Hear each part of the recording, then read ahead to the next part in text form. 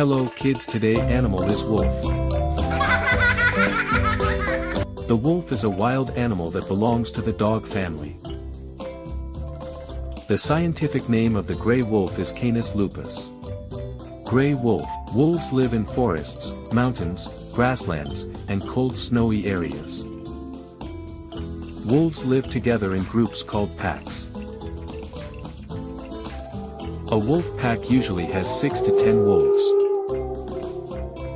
Wolves communicate by howling, barking, growling, and body language.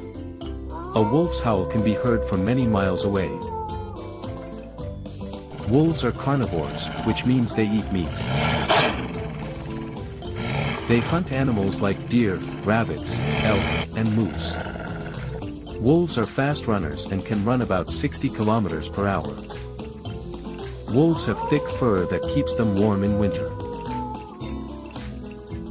Baby wolves are called pups. Wolves are very caring animals and protect their young together. Wolves have an excellent sense of smell and hearing. Wolves are important because they help keep nature balanced.